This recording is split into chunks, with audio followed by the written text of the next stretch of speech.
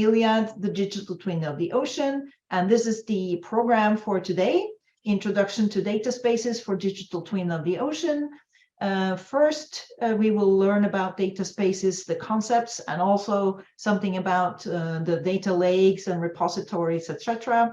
That will be done by Arne-Jørgen Berre.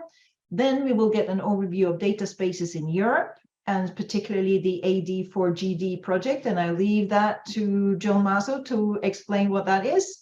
And the third presentation will be the GREAT project, a Green Deal Data Space Foundation and its community of practice. That will be introduced to us by Mattia Santoro. And we will have a link also in this, some linkage to digital twins, of course, and the main part here will be the discussion. So digital twins, just to remind you, it's interoperable and data intensive and cost effective representations of the real world, in virtual environment, representing both the ocean and the activities and things we put in the ocean. And we will also be able to, a twin will be running complex predictive management scenarios and have multiple innovations across different disciplines, sensors, models, and digital infrastructures in general. So ILIAD in a seashell is that we are creating this federated ecosystem of interoperable digital twins. It will be based on existing systems, but also we will adding value and adding new data and information. We create a marketplace where you can shop around the entire twins or bits and pieces of components of the twins. And in total, these are solutions that will help answering or solve problems in our society. The twins are covering multiple sectors, as I said, and you see here it's wind farms, it's jellyfish swarms, it's insurance and aquaculture, and you see there are multiple disciplines covered, and they are thematic and also geographically dispersed. This is a short overview of the project. This slide deck is also included in the material you will get, so I don't want to go into details here, but you see it's a substantial investment by the European Union and the 56 partners that we represent. So I'm the host here. I'm the innovation manager of ILIAD, and I'm responsible for capacity development and engagement. And that's why I'm here, part of where I'm here. I have a long experience in the Earth observation community. But the first speaker, I will jump directly to Arne-Jørgen Berre. He is the one who is going to introduce the topic of data spaces. He is a senior scientist in SINTEF Digital, but he is also an innovation director at the Norway, so artificial intelligence network, a huge one here in Norway, international, I even believe. He's been involved in multiple standardization works in bodies. He's involved in big data work, and also he's the scientific director of ILIAD and involved in DITO, or the UN in decade for ocean science. So Arne-Jørgen, I think I will give the floor to you now with that introduction. So welcome, and go ahead and introduce us to data spaces. Very good. So I'll talk about European Ocean Data Space concept in the context of the ILIAD Digital Twins of the Ocean. The context for the ILIAD Digital Twins of the Ocean is how to bring a lot of relevant data from many different sources into the context of digital twins, plural, that is, not only one twin. We see that there will be a lot of digital twins of the ocean, and they need to be managed as well as the data, combined with models, both analytical AI, machine learning, as well as physical models, and various kinds of visualizations and interactions. Today we'll have the focus on the bottom line here, where we talk about a common European ocean data space. We do see that there is a huge amount of data and data sources available related to ocean data, and subsets of this will be required for any digital twin of the ocean, in particular localized or sector-specific twins for certain areas. And for that, we started to look into the concept of European data spaces, which we are sharing, say, similar requirements and wishes with. So the context for this will be the common European data spaces, of which there are many in progress. And in particular, the ILIAD project is under the Green Deal program.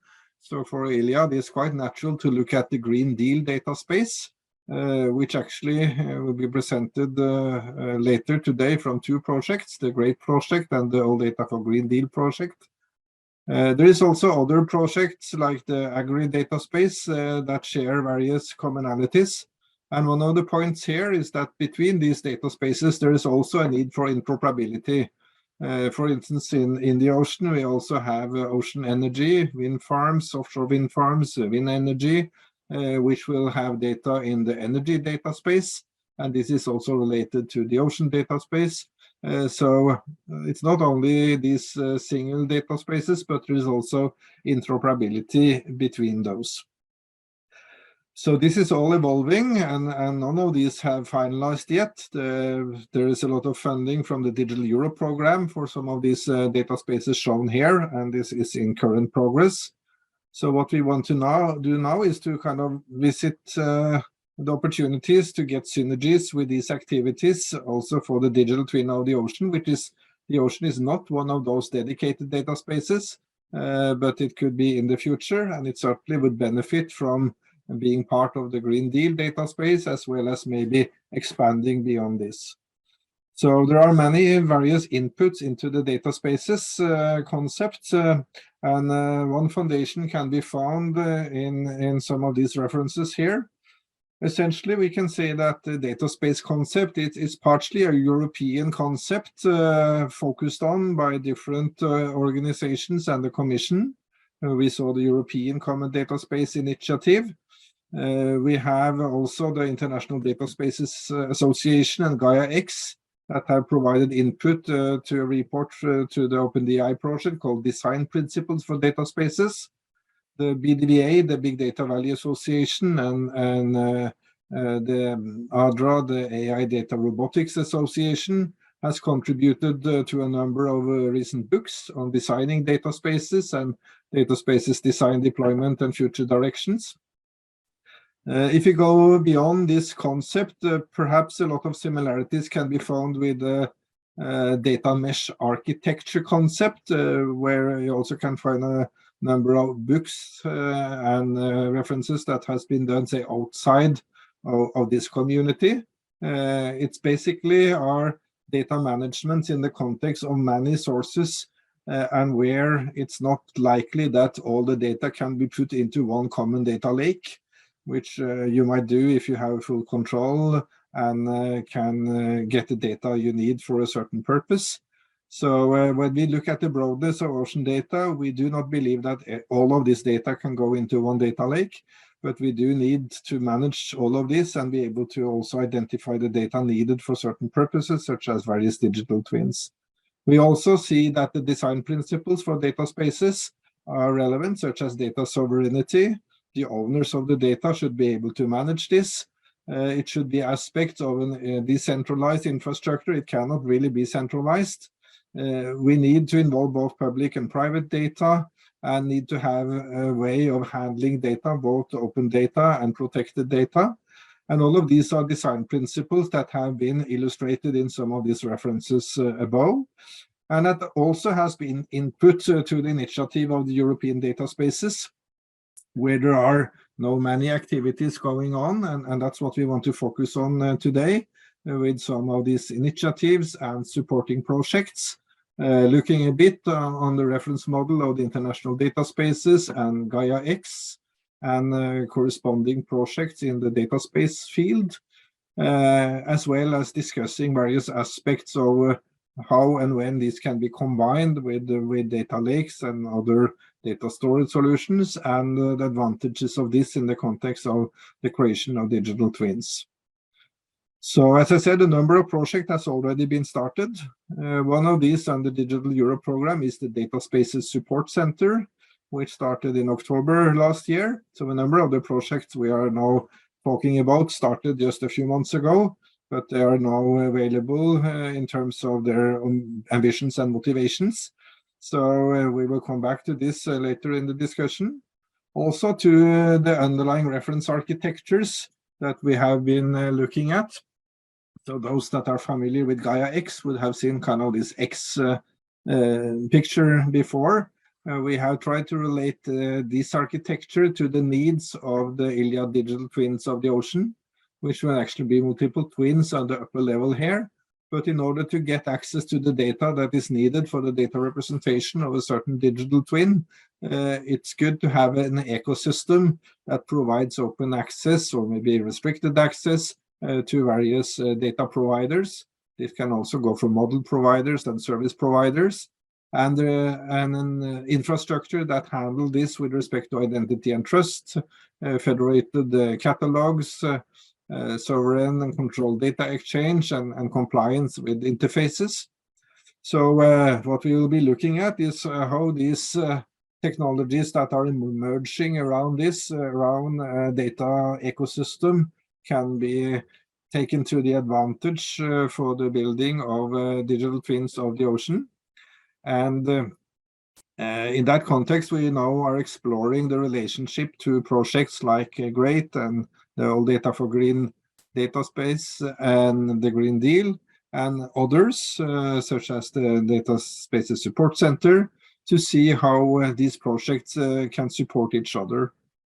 Just to give a little illustration of some of the underlying technology concepts, if we take a look at the initial architecture from the industrial data space, IDSA, as it was developed already a number of years ago, the idea is to have an ecosystem where data consumers and data providers can interact based on search for data and services and models in an open environment supported by brokerage and clearinghouse services, handling identity, authentication, authorization, access control, supporting semantics and vocabularies of the data that will be exchanged, and also how the data is reflected in services and models, and do that in a way where there can be control of ownership and access control for data. So we see this as a useful stepping stone into the data spaces, and in the ILIAD architecture, this is the kind of high-level conceptual architecture. We see a staging of data before we get to the digital twin, data stored data on the front end and the models to the right, because there are so many data sources and data providers that have data on different levels in different ways, that we see a need for an intermediate ocean data space here that can handle the access and manage the interfaces towards all of these underlying systems, so that they can live both independently but also provide data as needed, supporting semantics, semantic harmonization, ontologies, and other things that are needed for their federation and interoperability, and be able to serve this data into the data lakes and data stores that will be selected areas for data that will be in certain digital twins that will be part of this ecosystem. So we have underlying technologies that are now being, say, developed for this. We will also try to harmonize with other digital twin initiatives, such as the European Digital Twin of the Ocean, that has a dedicated data lake for the data that goes into, say, a more global European twin. And also other data that comes for the particular pilots and applications that we have that are for other areas. So we see that an ocean data space will be able to handle that concept in the same way as the common European data spaces will do that in various areas. So what we will do now is to seek synergies with projects that are dedicated for this. So in the context of Digital Europe, one project has already started a few months ago, the Great Green Deal Data Space Foundation project. And we're looking at how we can contribute with use cases for this. And we'll also hear more about the great project later today. And then we have the All Data for Green Deal, which started as a Horizon Europe or a project outside of Digital Europe, but as a Horizon project that also is dealing with data for Green Deal and semantic interoperability. So both of these projects are, of course, quite relevant as they are directly addressing this data space concept, and we'll see how that can adapt and be used in the context of the elements needed for the Green Deal, which then ILIAD is a project in the community of. So that's the context setting, and what we hope now is to also hear from the great project, and first from the All Data for Green Deal, which might also mention some of the other data space project initiatives, so that we can take advantage of the evolutions of these and actually view the digital twin of the ocean as a user of the data space technology that will evolve from these projects. So that's my introduction to the concept of data spaces in the context of the digital twins of the ocean. Thank you very much, Arne-Jørgen. Joan Maso. He is a principal investigator at CREAF and leading specialized group on geospatial interoperability, GIS, remote sensing. He has been involved in multiple standardization work, heavily involved in OGC, but also ISO, run and participated in a number of EU projects, Horizon projects, framework projects, and ESA. He has also engaged in international organizations such as the European Geosciences Union. Very much the way I think I met you, Joan, was in context of, it was GeoWiqua, so it was Geo, and developing data sharing principles or data management principles for quality, but also in citizen science. So Joan, with that, it was super interesting to hear you're introducing the network or the coordination of data spaces. Yeah, Joan, you are also coordinating the EuroGeo action group on data spaces. So the floor is yours. Okay, thank you for the introduction. So this is going to be an overview of data spaces in Europe, and since I'm the coordinator of the All Data for Green Deal project, so probably a little bit more on that one in particular. So first things first, data spaces. No, what are data spaces? But we have heard about Arne presentation that tried to cover this in a more generic way that I'm doing. In here, what I'm trying to do is just looking at the European Commission view of what a data space is. And they say it's bringing together relevant data infrastructures and government frameworks in order to facilitate the data pooling and data sharing. So in this very sentence, we have all what we need. There is the data pooling and data sharing. So it's deploying tools and services and so on for that efficient use of the data. We have the government structures that, well, they talk about EU legislation, but they also talk about transparency and fair. And we have also the part about the data infrastructure, the availability, and the interoperability. Because as Arne said, this should be a soft infrastructure, so it should benefit from many elements that are already out there. When I approach that topic, I approached from the Green Deal approach, the Green Deal data space. So I had my, my environmental, if you want, scientific hat And I thought that this is going to be about open data and open data and open data. But actually it's not completely, because of course we have data tools, data access, even the possibility to upload data, but we also have access control. That's because there is not only the Green Deal data space, there are others, and in all of them there is this need to hold, or this view of enabling this digital economy.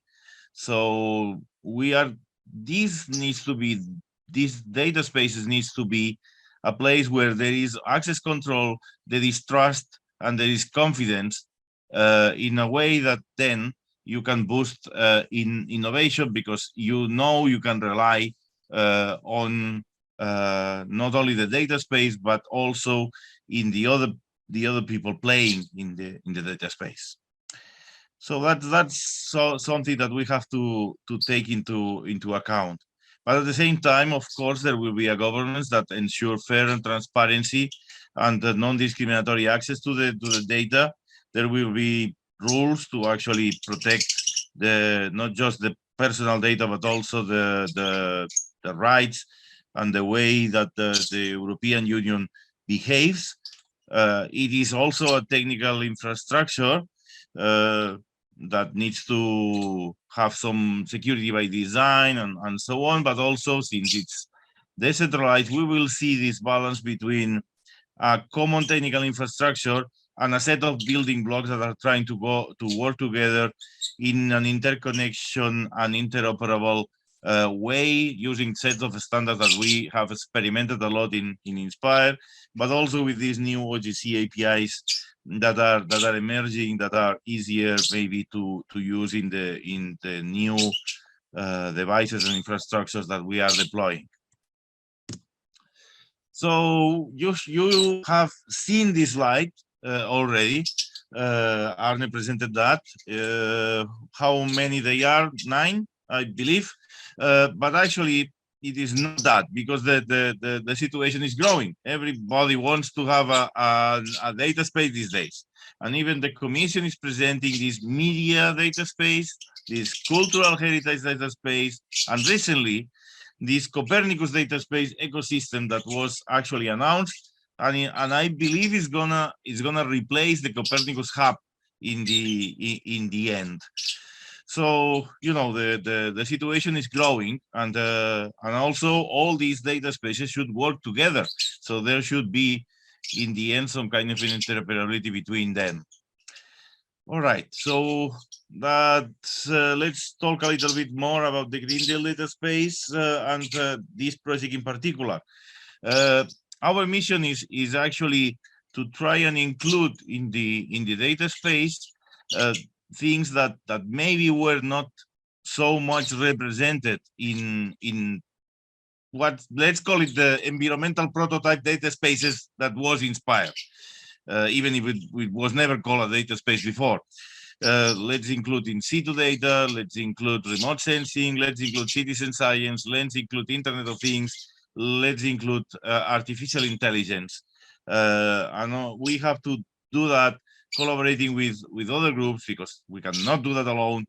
We want to demonstrate that that's possible in concrete examples on climate change, zero pollution, and biodiversity to solve the problems that we have there. Our proposal, and here you see our architecture. You are seeing the same thing. You see a box that actually represents the data space built with fair building blocks that are hexagonal in this case, and you are seeing from outside arriving different data sources. So we actually believe in the standardization, and some of our partners are already OGC members or the OGC itself. So we want to experiment with the deployment of these OGC APIs and demonstrate that that's the right way to generate integration and more integration.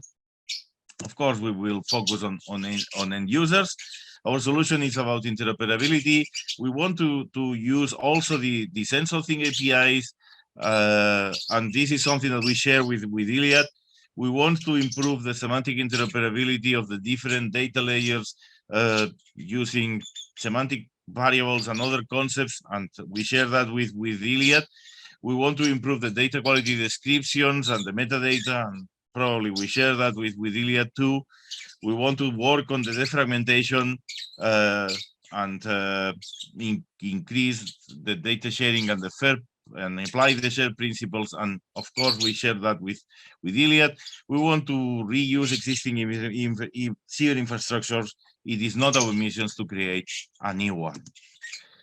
So if you try and see one of these diagrams that express what the Green Deal is and which are the focus, you see some of the pilots that we have here in the environmental data. We will work on water quality lakes, and this is not data lakes. This is a real lake in the city of Berlin.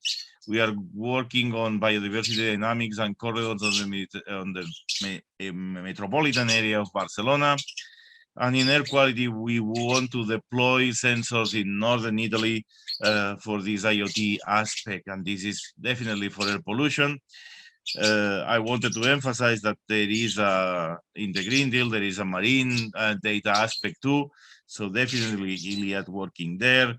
And this integration of different data sources we are seeing here: satellite data, user-generated data, Internet of Things, socioeconomical data, whatever. So ILIAD could be considered a contribution to the Green Deal data space, or could be considered a data space in itself. This is something that we will see in the future. But anyway, for the moment, definitely ILIAD can contribute on the marine data for the Green Deal data space. We are using the same standards in the data spaces that ILIAD is proposing to build the digital twin. And ILIAD is also part of the Eurogeo Green Deal Data Space Action Group that actually Bente presented or announced before. I would like to say that we are not the only ones working on that. There are 3 more sister projects that DG Research actually awarded to. So we are the ones that are more on integrating in situ and citizen science and Internet of Things. The FeriCube is working more on the concept of data cube, so maybe more remote sensing and raster data. There is this usage project that is focusing on urban applications, and this V3 or VCube that actually wants to generate a biodiversity data cube to also push in that direction in the Green Deal data space. GREAT is part of this action group. And then there are other projects that contribute, maybe bringing infrastructure or data processing capacity, like the Open Earth Monitor. And data processing capacity is something that appears also here and there in the data space definition. Sometimes you see it, so sometimes you don't see it. Even talking about this, the very same data space. And these other projects, including ILIAD and Eiffel and EO4EU, that are also contributing to the data space. So thank you for giving me this opportunity to talk about the data space in general and our All Data for Green Deal contribution to the Green Deal data space. Mattia Santoro, and you will meet him shortly. He is a researcher at the CNR in Florence with a background from computer science. He's been working on methods and technologies for environmental monitoring.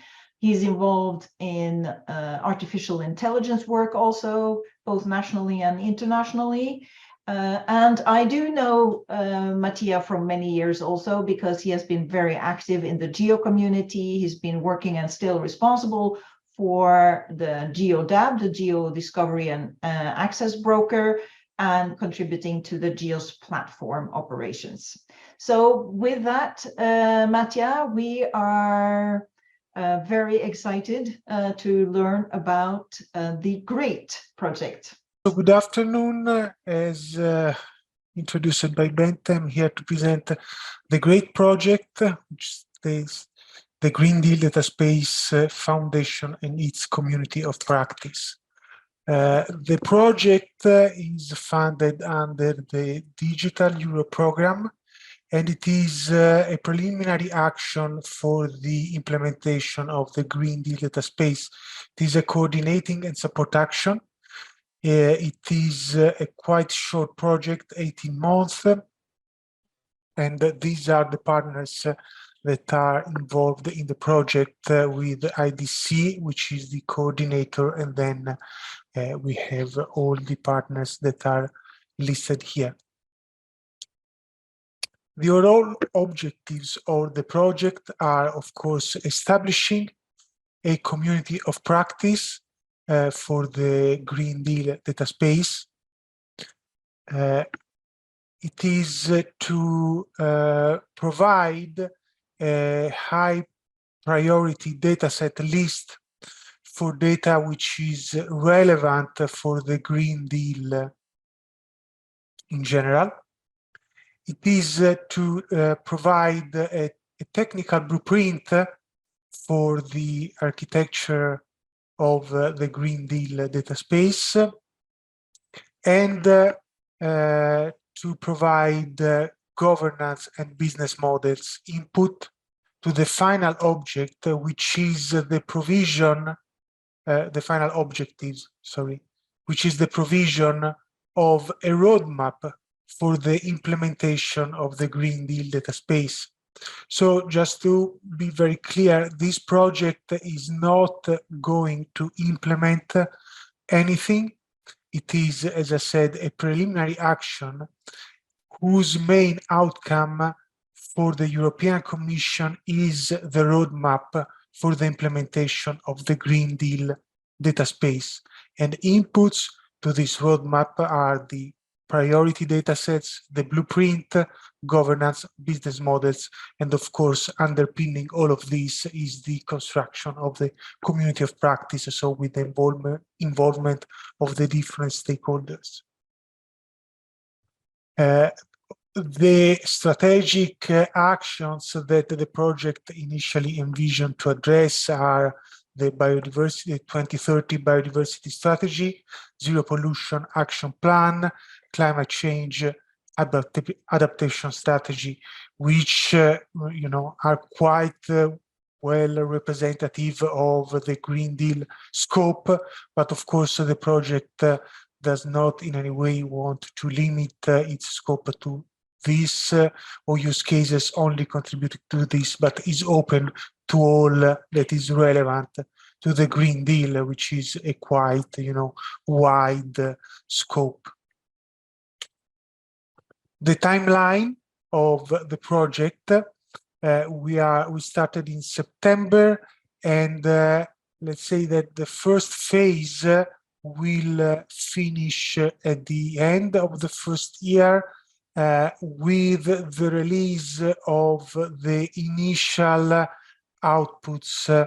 So let's say the phase one outputs as far as the blueprint, the governance scheme, and the high value datasets list, as well as the roadmap. These will have then a second iteration until the end of the project at the month 18. So CNR is responsible for the technical blueprint, and so I'm going to spend a few slides about this. I want to clarify that again, we are not going to do a real, I mean, the actual design of the architecture of the Green Deal data space. We are going to provide, you know, a technical blueprint, so the architectural approach which will guide the actual implementation design of the architecture. So, as it emerged also from the presentations that were the preceding presentations, the main challenge is that we are facing an ever-changing world, both from the science and policy context and from the technological context. As far as science and policy, of course, you have climate change, ecological transition, but also environmental impact on Earth, so with the recent pandemic. So we have to be ready for these kind of changes, and the policies are, of course, the European relevant ones, which is the Green Deal, the strategy for data, the Data Act, the AI Act, and so on.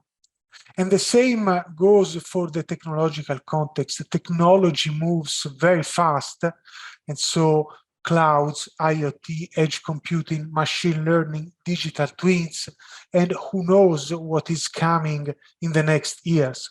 So here what we have to be prepared to is the change. We know that there will be changes, so they are not predictable, but they are not unexpected. So, oh, sorry. Okay. So, which are the high level and principles that are driving our technical blueprint? Of course, high flexibility and modularity, independence from any specific technology or provider.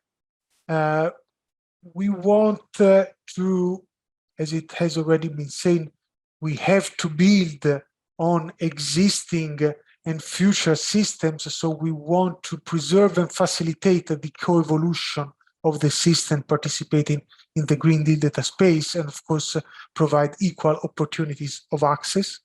And then, of course, also address challenges such as belonging versus autonomy. So to be part of the Green Deal data space should be seen as an added value for an existing system, and as less as possible as a burden, reach a critical mass, and of course to be cost effective. So what we are approaching, what we are doing in the project is utilize the concept of the digital ecosystem as an approach. Here you want to focus on the service which the digital ecosystem provides to the society.